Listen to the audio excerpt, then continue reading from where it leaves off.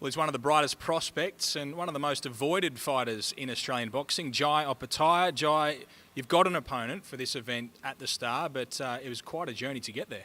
Yeah, man, it's been a very stressful couple of months, man. Even prior to this fight, the pullouts and, but that's all part of the journey. It's only making us stronger and making me more hungry. Abraham Tabul unfortunately couldn't get a visa, but you do have an opponent now.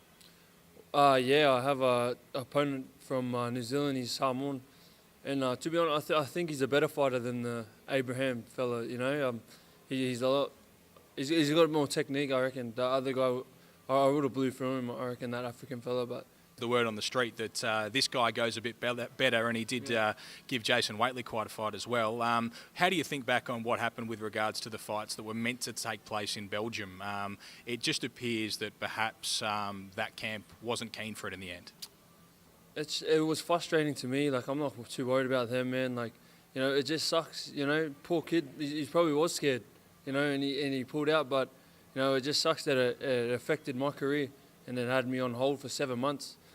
Stressed out our camp for a while, but we just don't dwell on the past. We look in the future, and tomorrow night we'll look on putting a good show. And I got a tough opponent. He's good. He's definitely come to fight. So, man, everything's just positive thoughts, good thoughts, man. We've trained so freaking hard for this fight, bro. So yeah, we're ready, man. And I weighed in at 89, bro. I haven't been in the 80s for about 5 years, man. So it shows how hard we've been training, right? You've been doing nothing else but training with all these fights falling over. Well, exactly, man. Like, they say, oh, this one's pulled out, so then we'll train for another camp. Then that one pulls out, and we'll train for another camp. So, man, it's just the mental side of these camps, man. It really plays a toll on your mind, man. You're like, it plays games, but you just got to push past it, and it makes you stronger. So. And there's some talk about getting a fight straight off the back of this one. I know there's conversations already happening, but I'm sure you want to get back in as soon as you can. Yeah, definitely, man. Like I said, I was on hold for a long time, so I want to get this ball rolling. So, we're looking at having another one in July, and hopefully it's an overseas opponent. I like fighting these overseas opponents, man, because fighting a Samoan guy, that's my people. I like to represent them, and in Australia as well. If it was fighting an Aussie. I only want the domestic fights to prove to Australia that I'm the #1 cruiserweight.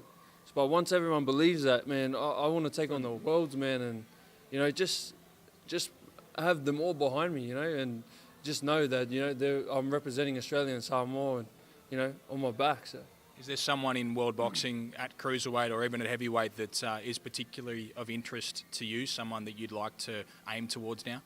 Man. We look at the big countries, I want the best in America and I want the best in England. They're the two big boxing countries. And, man, I'm just a kid from the Central Coast, right? I'm Watanabe, right? I'm taking on the world. So, I'm ready for these big fights, man. We've been training so hard, so hopefully it happens soon, man. All right, well, good luck with this fight tomorrow night. Thanks, Matt. I appreciate it. That is Jai Opetaia. You'll see him in action on the undercard of Joel Camilleri v Tim Tszyu on Main Event.